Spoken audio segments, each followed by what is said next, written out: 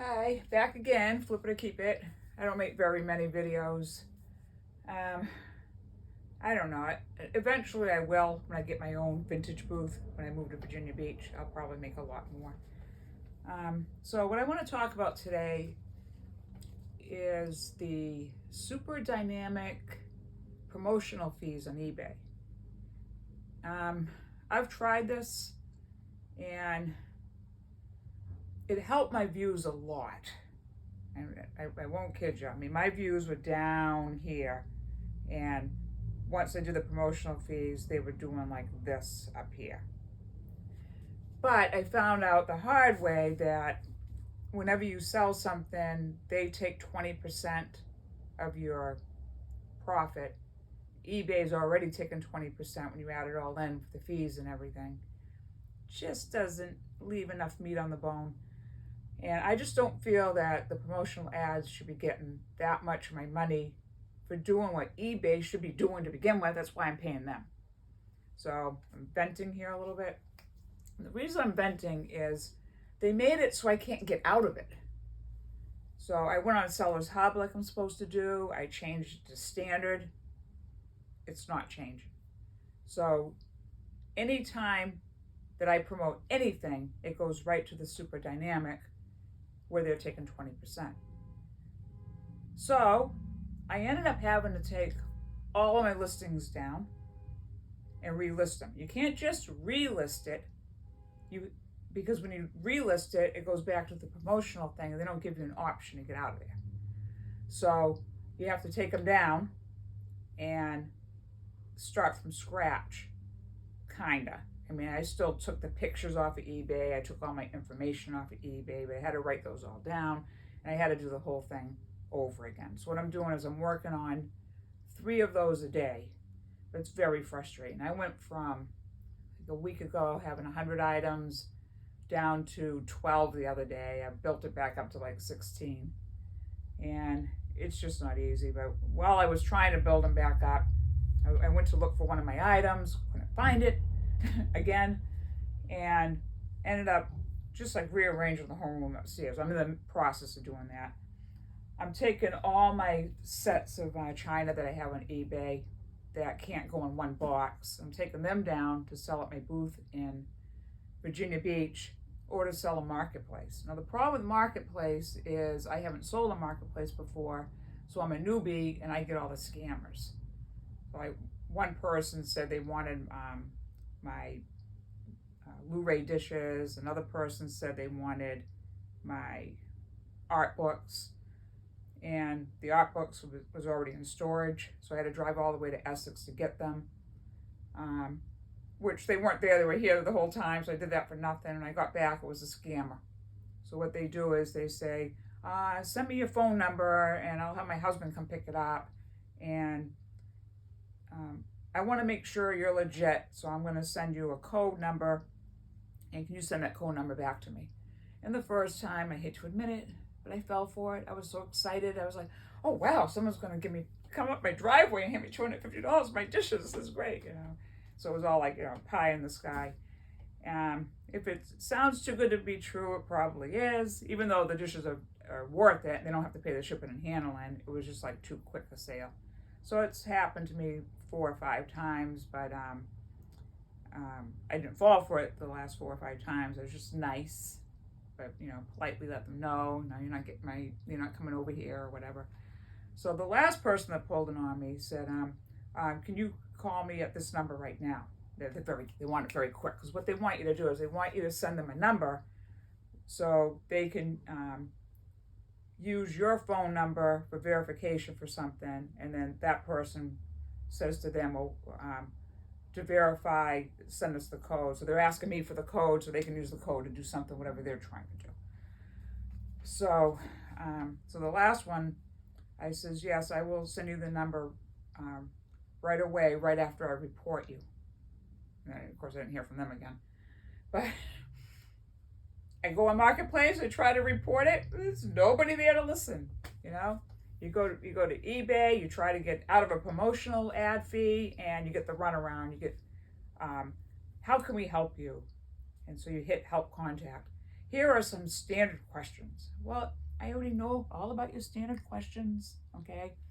And you don't have my question there, which is why I'm hitting help contact.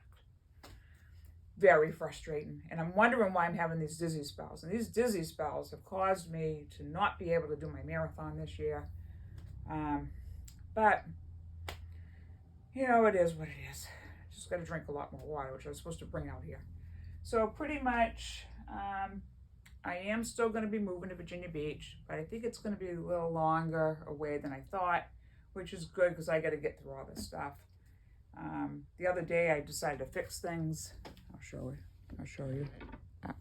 This was my mother's, and it was broken, and I just like epoxied it back together onto the glass. It doesn't even look like it was ever broken. This I think was my mother-in-law's, and you can tell there was a repair there. I don't plan on selling anything I repair, just things I keep anyway. And then salt shaker. May as well fix it if I can, you know. Let me see what else.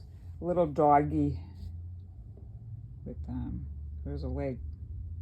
And I can't tell which one was broken. Must have did a good job, huh? Is he cute? I don't even know if I'm getting this in the camera. I should be looking. Did I wasn't watching. It was this, just in case. And this one. Here we go.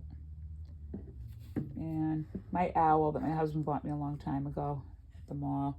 The bar came off. I tried epoxying it back on. It didn't go on, but the owl's still pretty much intact. Beautiful owl. Love owls. And this is a witch that I bought my mother when she was in the nursing home for Halloween. She loves witches. But the foot right here, after my mother passed away, I went to clean out her room. That was broken off. I found it behind the drawer. I still got to fix this side over here in the back.